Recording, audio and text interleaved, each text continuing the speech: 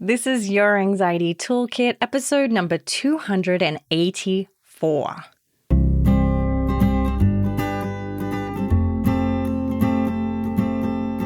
Welcome to Your Anxiety Toolkit. I'm your host, Kimberly Quinlan. This podcast is fueled by three main goals. The first goal is to provide you with some extra tools to help you manage your anxiety. Second goal, to inspire you. Anxiety doesn't get to decide how you live your life. And number three, and I leave the best for last, is to provide you with one big, fat virtual hug. Because experiencing anxiety ain't easy. If that sounds good to you, let's go.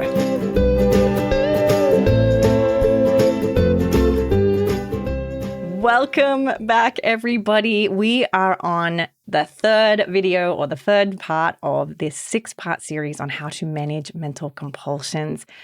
Last week's episode with Jon Hershfield was bomb, like so good. And I will say that we this week have Shala Nicely and she goes for it as well. So I am so honored to have these amazing experts talking about mental compulsions, talking about what specific tools they use. So I'm not going to take too much time of the intro this time because I know you just want to get to the content. Again, I just want to put a disclaimer. This should not replace professional mental health care. This series is for educational purposes only. My job at CBT School is to give you as much education as I can, knowing that you may or may not have access to care or treatment in your own home. So I'm hoping that this fills in a gap that maybe we've missed in the past in terms of, we have ERP School. That's an online course teaching you everything about ERP to get you started if you're doing that on your own. But this is a bigger topic, right? Like this is an area that, I'd need to make a complete new course. But instead of making a course, I'm bringing these experts to you for free, hopefully giving you the tools that you need. If you're wanting additional information about ERP School, please go to cbtschool.com. But that being said, let's go straight over to this episode with Shala Nicely. Well, welcome, Shala. I am so happy to have you here. I'm so happy to be here. Thank you for having me. Okay, so I have heard a little bit of your views on this, but I am actually so excited now to kind of get into the juicy details of how you address mental compulsions or mental rituals. First, I want to check in with you. Do you call them mental compulsions, rituals, rumination? How do you address them? Yeah, all those things. I also sometimes, call it mental gymnastics up in your head, the pas de deux, it's all sorts of things you're doing in your head to try to get some relief from anxiety. Right.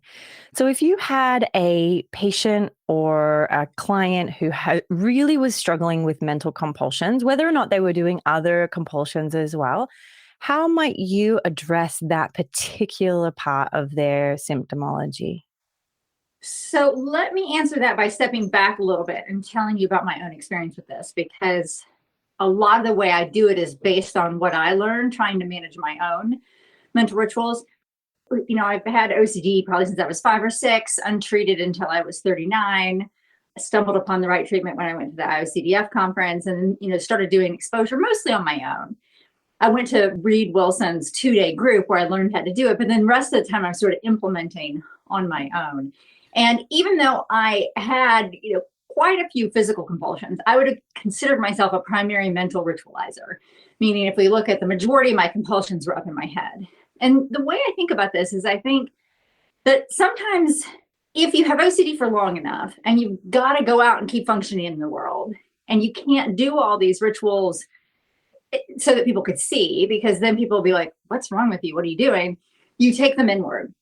And so mental compulsions can take the place of physical compulsions that you're not able to do for whatever reason because you're trying to function. And I'd had untreated OCD for so long that most of my rituals were up in my head. Not all, but a great majority of them. So when I started to do exposure, what I found was I could do exposure therapy straight up going and facing my fears, like going and being around things that might be triggering, all I wanted. But I wasn't necessarily getting better because I wasn't addressing the mental rituals. So basically, I'm doing exposure without response prevention or exposure with partial response prevention, which can make things either worse or just sort of neutralize your efforts. So what I did was I figured out how to be in the presence of triggers and not be up in my head trying to do analyzing, justifying, figuring it out, replaying the situation with a different ending, all the sorts of things that I would do over and over in my head. And the way I did this was I took something I learned from Jonathan Grayson in his book, Freedom from OCD. I know you're having him on for this series too. And he talked about doing all this ERP scripting, where you basically write out the worst case scenario of what your OCD thinks is going to happen. And you write it in either a worst case way or an uncertainty focused way. And what I did was, after reading his book, I took that concept and I just shortened it down. And anything that my OCD was afraid of, I would just wrap may or may nots around it. So for instance, an example that I use in is Fred in the Refrigerator, so my memoir of trying to tame OCD and reclaim my life, was that I used to, when I was walking through stores like Target, if I saw one of those little plastic price tags that had fallen on the ground, if I didn't pick it up and put it out of harm's way, I was afraid somebody was going to slip and fall and break their neck. And it would be on some security camera that I just walked on past it and didn't do anything, right? So sort of a typical scrupulosity obsession. And so going shopping was really hard, right? Because I'm cleaning up the store as I'm shopping. And so what I would do is I would either go to Target, walk past the price tag, and then as I'm just passing the price tag, I would say things, and in Target, I obviously couldn't do this really out loud, sort of mumble it out loud is best, but I may or may not cause somebody to kill themselves by they're going to slip and fall on that price tag because I didn't pick it up. I may or may not be an awful, terrible, rotten human being. They may or may not catch me and throw me into jail. I may or may not rot in prison. People may or may not find out what a really bad person I really am. This may or may not be OCD, et cetera, et cetera, et cetera. And that would allow me to be present with the obsessions, all the what ifs. Those are basically what ifs turned into may or may nots, without compulsing with them, without doing anything that would artificially lower my anxiety. So it allowed me to be in the presence of those obsessive thoughts while interrupting the pattern of the mental rituals. And that's really how I use may or may nots and how I teach my clients to use may or may nots today, is using them to really be mindfully present of what the OCD is worried about while not interacting with that content in a way that's going to make things worse. So that's how I developed it for myself. And I think that, and that is a tool that I would say is an intermediary tool. So I use that now in my own recovery. I don't have to use may or may nots very often at all. If I get super triggered, which doesn't happen too terribly often, but if I get super triggered and I cannot get out of my head, I'll use may or may nots. But I think the continuum is that you try to do something to interrupt the mental rituals, which for me is the may or may nots. You can also, people can write down the scripts, they can do a worst case scenario. But eventually what you're trying to get to is you're trying to be able to hear the OCD, what ifing in your head, and completely ignore it. And I call that my shoulders back way of thinking about things. You put your shoulders back and you move on with your day. You don't acknowledge it. What I'll do with clients, I'll say, if you had the thought a blue Martian is going to land on my head, you wouldn't even do anything with that thought. That thought would just sort of go in and go out and wouldn't get any of your attention. That's the way we want to treat OCD, is just thoughts can be there. I'm not going to say, oh, that's my OCD. I'm not going to say, OCD, I'm not talking to you. I'm not going to acknowledge it at all. I'm just going to treat it like any other weird thought that we have during the day and move on. And so if your question was, how would you help somebody who comes in with mental rituals? Well, first I want to understand, where are they in their OCD recovery? Like, how long have they been doing these mental rituals? What percentage of their compulsions are mental versus physical? What are the kind of things that their OCD is afraid of? Basically make a list or a hierarchy of everything they're afraid of. And then we start working on exposure therapy. And when I have them do exposures, the first exposure I do with people will find something I sort of start in the middle of the hierarchy. You don't have to, but I try. And I will have them face the fear, but then I'll immediately ask them, what is your OCD saying right now? And they'll tell me, and I'll say, I want you to repeat after me. And I have them do this, and everyone that I see hates this, but I have them do it standing up with their shoulders back like Wonder Woman. Because this type of power pose helps them. It changes the chemistry of your body to help you feel more powerful. OCD thinks it's very powerful. So I want my clients to feel as powerful as they can. So I have them stand like Wonder Woman, and they repeat after me. And somebody could, let's just say we are standing near something red on the floor, and I'll say, well, what is your OCD saying right now? And they'll say, well, that's blood, and it could have AIDS in it, and I'm going to get sick. And say, well, that may or may not be a spot of blood on the floor, and I may or may not get sick, and I may or may not get AIDS, but I want to do this. I'm going to stay here.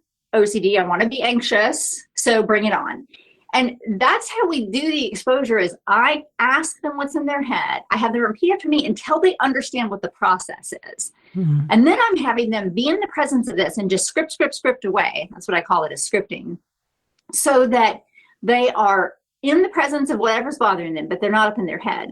And anytime something comes in their head, I teach them to pull it down into the script. Never let something sort of be circulating in your head without saying it out loud and pulling it into the script.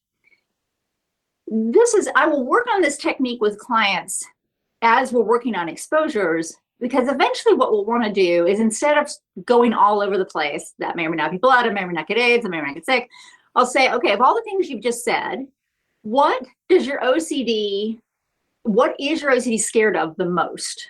Let's focus on that. And so I may or may not get AIDS, I may or may not get AIDS, I may or may not have HIV, I may or may not get AIDS, over and over and over again.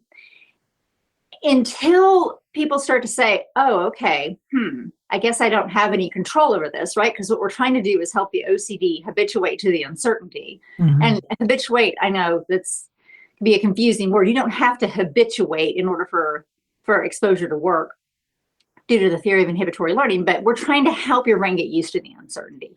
And like break into a different cycle, right? Instead of doing the old rumination cycle. Yes.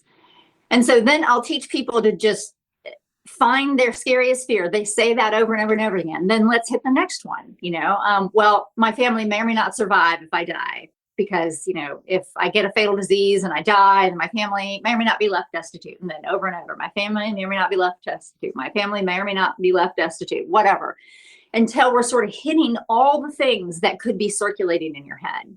Now, some people really don't need to do that scripting because they're not up in their head that much.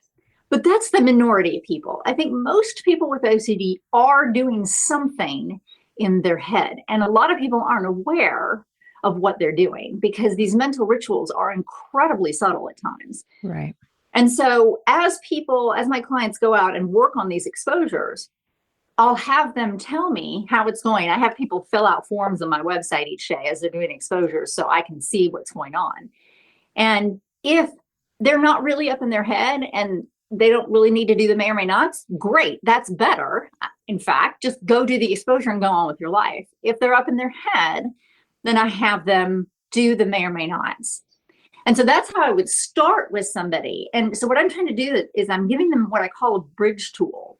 Because people who've been mental ritualizing for a long time, I have found it's virtually impossible to just stop, because that's what your mind is used to doing. And so what I'm doing is I'm giving them a competing response. And I'm saying, here, instead of mental ritualizing, I'd like you to say a bunch of may or may not statements while standing up and say them out loud while looking like Wonder Woman. Everybody rolls their eyes like, really? But that's what we do as a bridge tool until they've lifted enough mental weights, so to speak, with this technique that they can hear the OCD and start to disengage and not interact with it at all. Right. Then we move to that technique. Is there a reason why, and for some of the listeners, they may have learned this before, but is there a reason why you use may or may nots instead of worst case scenarios? For me, for my personal OCD recovery journey, what I found with worst case scenario is I got too lost in the content. I remember I had a mammogram. It had come back with some abnormal finding. I spent the whole weekend trying to do scripting about what could happen. And I was using worst case scenario. Well, I end up in the hospital, I end up with breast cancer, I end up dead. And by the end of the weekend, I was completely demoralized. And I'm like, well, why even bother? Because I'm going to be dead because I have breast cancer. Like, that's where my mind took it, because I've had OCD long enough that if I get a really scary one and I play around in the content, I'm going to start losing insight. Yeah. And I'm going to start doing depression as a compulsion, which, I wrote a blog about, and we did a talk about, where you start acting depressed because you're believing what the OCD says, like, oh, well, I might as well just give up. I have breast cancer, and then becoming depressed and then acting like it's true. And then that's reinforcing the whole cycle. So for me, worst case scenario scripting made things worse. So when I stayed in the uncertainty realm, the may or may nots, that helped, because I was trying to help my brain understand, well, I may or may not have breast cancer. And if I do, I mean, I'll go to the doctor, I'll do what I need to do, but there's nothing I can do about it, like right now in my head, other than what I'm doing. Some people like worst case scenario and it works fine for them.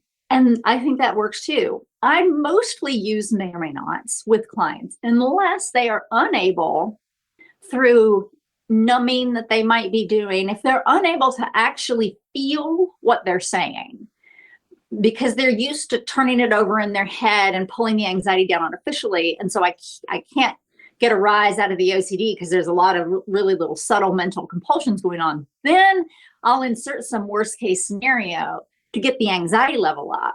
Right. To help them really feel the fear, and then pull back into may or may not. But there's nothing wrong with worst case scenario. But for me, that was what happened. And I think if you are prone to depression, if you're prone to losing insight into your OCD when you've got a really big one, I think that's a risk factor for using that particular type of scripting. Right.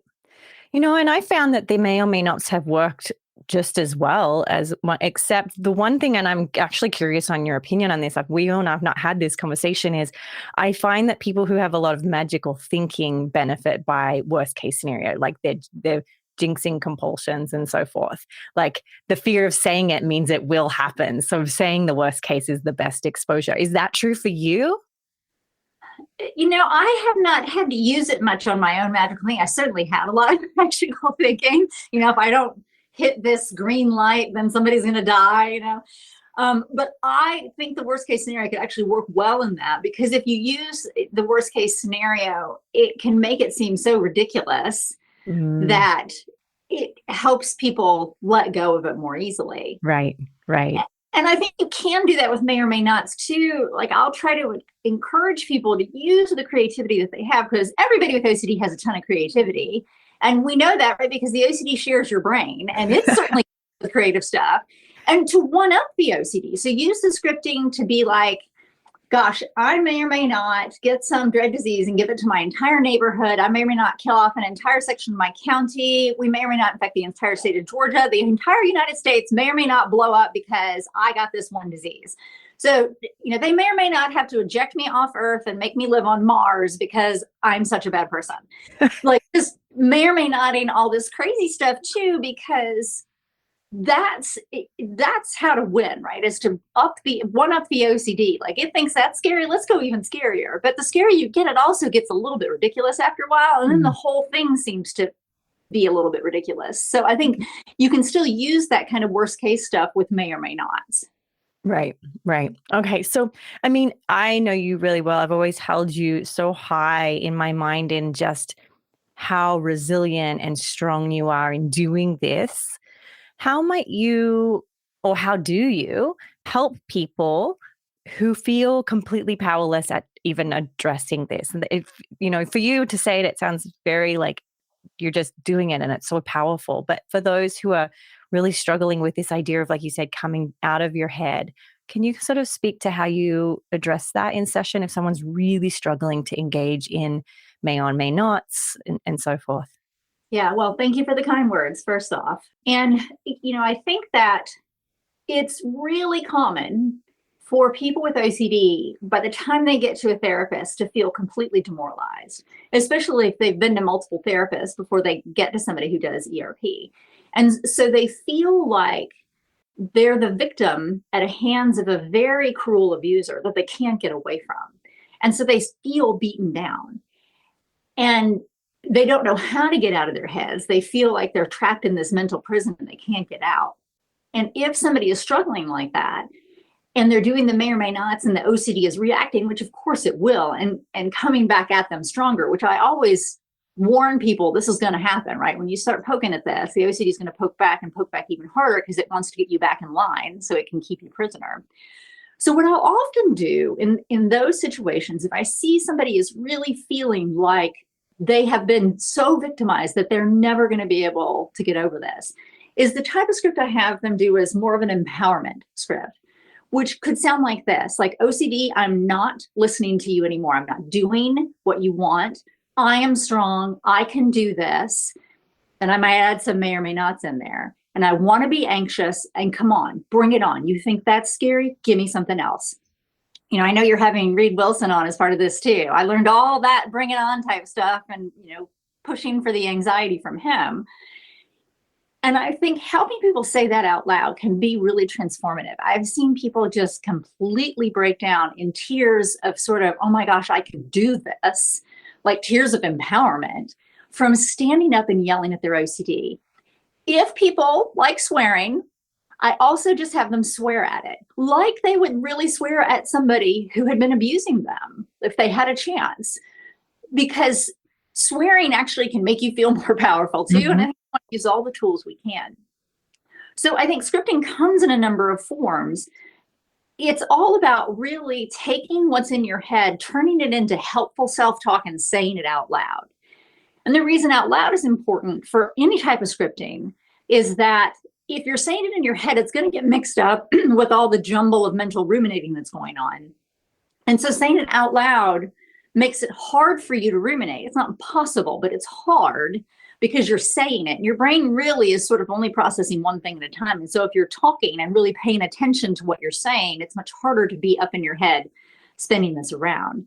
And so adding these empowerment scripts in with the may or may nots helps people both accept the uncertainty and feel like they can do this, feel like they can stand up to the OCD and say, you've beaten me enough, no more. This is my life. I'm not letting you ruin it anymore. I am taking this back. I don't care how long it takes. I don't care what I have to do. I'm going to do this.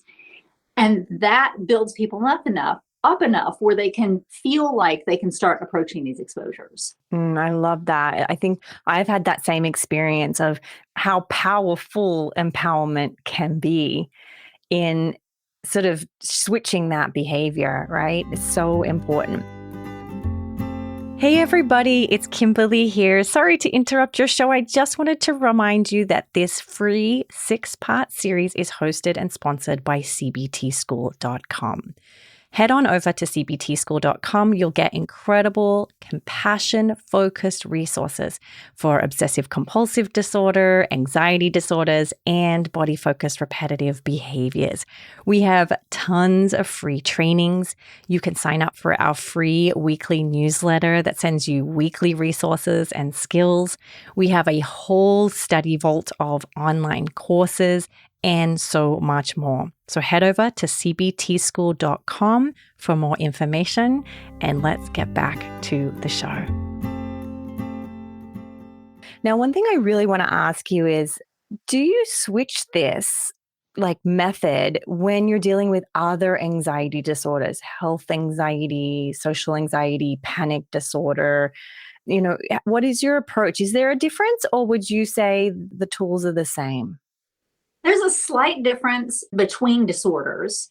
I think health anxiety I treat exactly like OCD. Even some of the examples I gave here were really sort of health anxiety statements. With panic disorder, and again, I learned this from Reed, and you can ask him more about this when you interview him, but with panic disorder, it's all about, I want to feel more shorter breath, more like there are elephants standing on my chest. I want my heart to beat faster, but I'm doing this while I'm having people do exercises that would actually create those feelings, like breathing through a little bitty cocktail straw, jogging, turning up a space heater and blowing it on themselves. So we're trying to create those symptoms and then talk out loud and say, come on, I want more of this. I want to feel more anxious. Give me the worst panic attack you've ever had. So it's all about amping up the symptoms. With social anxiety, It's a little bit different because with social anxiety, I would work on the cognitions first. So whereas with OCD, we don't work on the cognitions at all, other than I want you to have a different cognitive relationship with your disorder and your anxiety. I want you to want the anxiety. I want you to want the OCD to come and bother you, because that gives you an opportunity to practice. That's the cognitive work with OCD. I do not work on the cognitive work on the content. Like, I'm not going to say to somebody, well, the chances you're going to get AIDS from that little spot of blood is very small, right? That's Right. not going to be helpful. With social anxiety, we're actually working on those distorted cognitions at the beginning. And so a lot of the work with social anxiety is going to be going out and testing those new cognitions, which really turns the exposures into what we call behavioral experiments. It's more of a cognitive method. They're going out and saying, gosh, my new belief, instead of everybody's judging me, is, well, everybody is probably thinking about themselves, and I'm going to go do some things that my social anxiety wouldn't want me to do and test out that new belief. I might have them use that new belief, but also if their anxiety gets really high and they're having a hard time, saying, well, that person may or may not be judging me. They may or may not be looking at me funny. They may or may not go home and tell people about me. But really, we're trying to do something a little bit different with social anxiety. Right. And what about with generalized anxiety, with the mental sort of a lot of rumination there? Do you have a little shift in how you respond? Yeah, so it's funny that the talk that Michelle Massey and others gave at IOCD, I think it was at IOCDF this year, about what's the difference between OCD and GAD. Is there really a line there? I mean, I treat GAD very similarly to the way I treat OCD. People are up in their heads trying to do things. They're also doing other types of safety behaviors, compulsive safety behaviors, but a lot of people with GAD are just up in their head. They're just worried about more quote unquote real life things. But again, a lot of OCD stuff can be real life things. I mean, look at COVID. That was real life, and people's OCD could wrap itself around that. So I treat GAD and OCD quite similarly. There are some differences, but in terms of scripting, we call it worry time in GAD, so it's got a different name, but it's basically the same thing. Right. Okay. Thank you for answering that, because I know some folks here listening, not having OCD, and will be curious to see how it affects them. So is that the practice for you, or is there anything else you feel like people need to know going in terms of like, here is my strategy, here is my plan to target mental rituals? What would you say? So as I mentioned, I think the may or may nots are a bridge tool that are always available to you throughout your entire recovery. But my goal with anybody that I'm working with is to help them get to the point where they can just use shoulders back.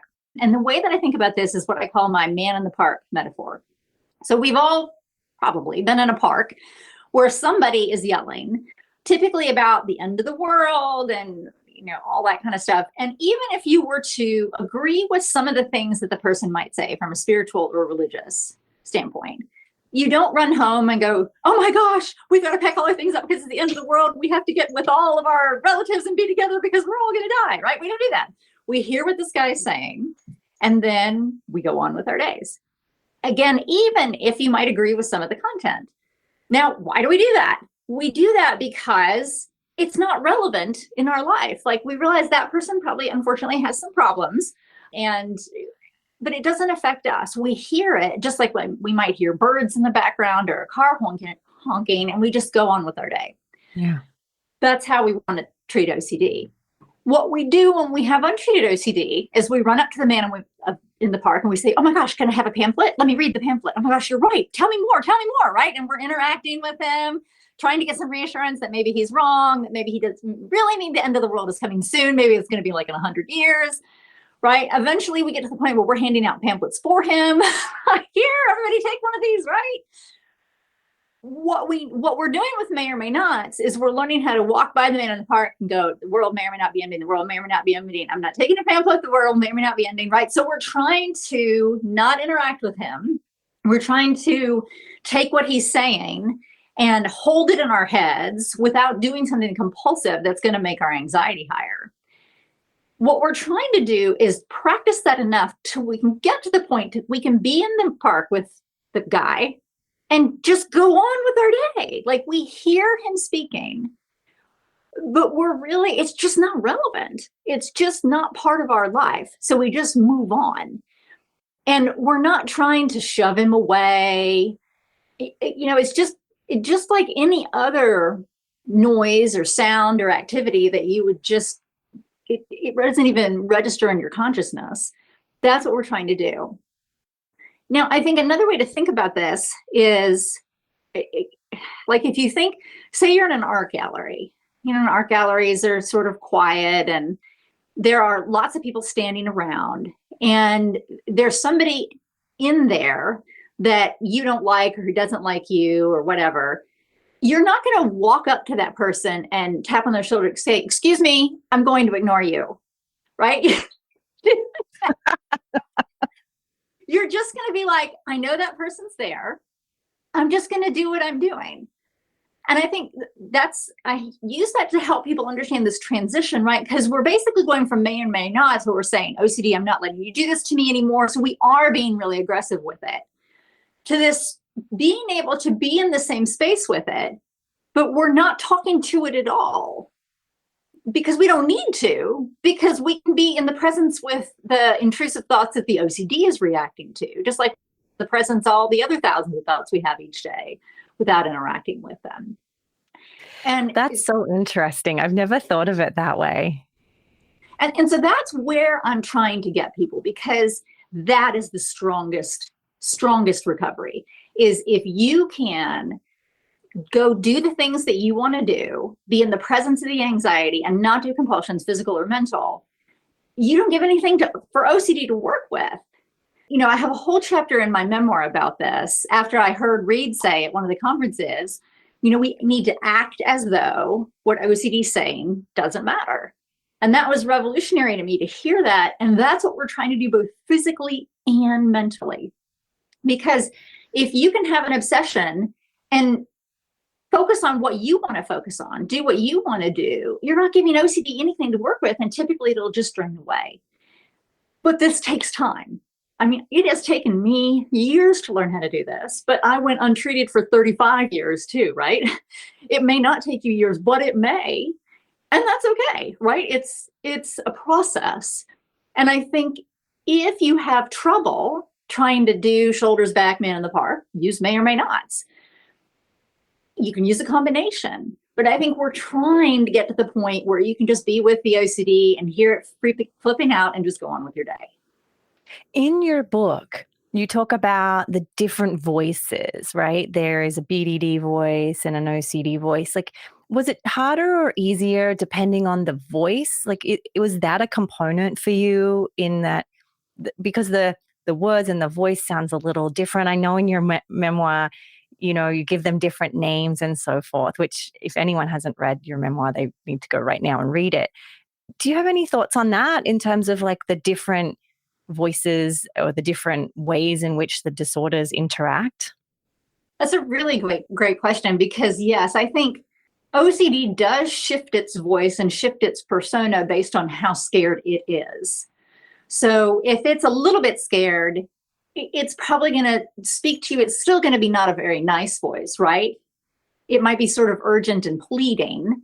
But if it's super scared, I talk about mine being like the triad of hell, how my OCD will personify into different things based on how scared it is. And if it's super scared, and it's going to get super big and it's going to get super loud in your head because it's trying desperately to help you understand you've got to save it because it thinks it's in danger, right? That's all of its content. Then I think, and if you have trouble ignoring it because it's screaming in your head, like the man in the park comes over with his megaphone, puts it right up against your ear and starts talking, right? That's hard to ignore. That's hard to act like that's not relevant, right? Because it hurts. Ow, like there's so much noise. That's when you might have to use a may or may not type approach, because it's just so loud, you can't ignore it because it's so scared. And that's okay. And again, sometimes I'll have to use that, not too terribly often, just because I've spent a long time working on how to use the shoulders back, man in the park. But if I have to use it, I use it. And so I think your thought about how do I interact with the OCD based on how aggressive it's being also plays into this. I love all this. I think this is really helpful in terms of being able to be flexible. I know sometimes we want just the one rule that's going to work in all situations, but I think you're right. I think that there needs to be different approaches. And would you say it depends on the person? Like, do you give them some autonomy over finding what works for them, or what would you say? Absolutely. If people are up in their heads and they don't want to use may or may nots, I'll try to use some other things. If I really, really think that that's what we need right now is we need scripting, I'll sort of try to sell them on why. But at the end of the day, it's always my client's choice. And I do it differently based on every client. For some clients, it might be just more empowering statements. For some clients where it's more panicky focused, it might be more about bringing on your anxiety. And sometimes it might be pulling self-compassion in and just saying the self-compassion statements out loud. So it really does vary by person. There's no one size fits all. But I feel that people need to have something to replace the mental ritualizing with at the beginning if they've been doing it for a long time. Just because otherwise, it's like I'm giving them a bicycle they've never ridden a bicycle before, and I won't give them any training wheels. And that's really, really hard. Some people can do it. I mean, some people can just be like, oh, I'm supposed to stop doing that in my head. Okay, well, I'll stop doing that in my head. But most people need something to help them bridge that gap to get to the point where they can just be in the presence with it and not be talking to it in their heads. Amazing.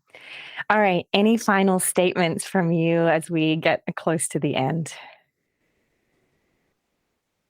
I think that it's important to, as you're working on this, really think about what you're doing in your head that might be subtle, that could be making the OCD worse. And I think talking and being willing to talk to a therapist about putting it all out there. Hey, I'm saying this to myself in my head. Is that helpful or harmful? Because OCD therapy can be pretty straightforward. I mean, ERP, go out and face your fears, don't do rituals. Sounds pretty straightforward, right? But there's a lot of subtlety to this.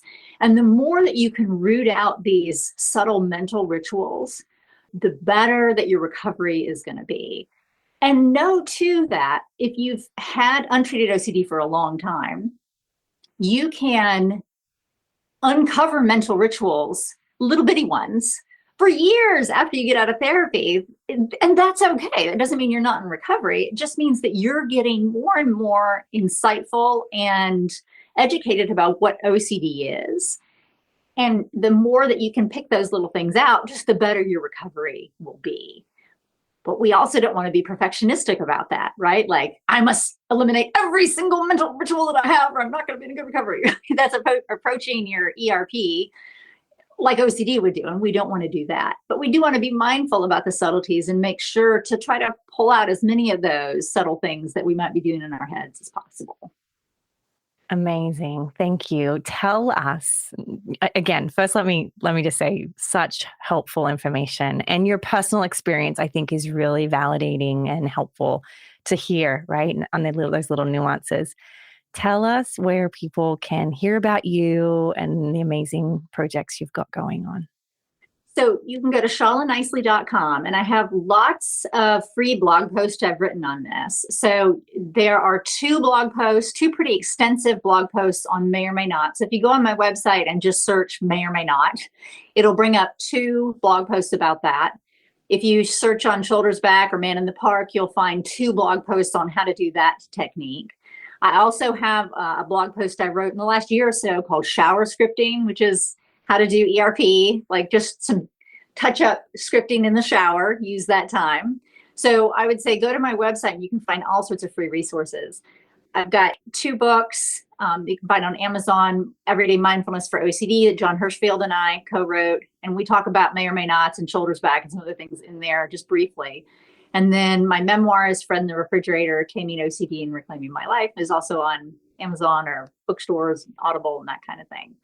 I wonder too if we could, I'm going to put links to all these in the show notes. I remember you did you having a word with your OCD, a video. Oh, yes, that's true. Can we link that too? Yes, and that one I have under my COVID resources because I'm so glad you brought that up. When the pandemic started, my OCD did not like it, as many people who have contamination OCD can relate to. And it was pretty scared all the time, and it was making me scared all the time. And eventually I just wrote it a letter, and I'm like, we're not doing this anymore. And I read it out loud, and I recorded it out loud so that people could hear how I was talking to it. And it was so powerful. Well, thank you. And it's fun to do. I think the more that you can personify your OCD, the more you can think of it as an entity that is within you, but is not you. And to recognize that your relationship with it will change over time. Like sometimes you're going to be compassionate, with it. Gosh, OCD, I'm so sorry. You're scared we're doing this anyway. Sometimes you're going to be aggressive with it. Sometimes you're just going to ignore it. And that changes as you go through therapy. It changes through your life. And I think that recognizing that it's okay to have OCD and to have this little thing, like I think of, like an orange ball with big feet and sunglasses is sort of how I think about it when it's behaving. It makes it less of an adversarial relationship over time and more like I have an annoying little sibling that, gosh, it's just not going to ever not be there. But it's fine. We can live together and live in this uncertainty and be happy anyway. I just love it. Thank you so much for being here and sharing your experience and your knowledge. It's so wonderful. Thank you so much for having me. Please note that this podcast or any other resources from cbtschool.com should not replace professional mental health care. If you feel you would benefit, please reach out to a provider in your area. Have a wonderful day, and thank you for supporting cbtschool.com.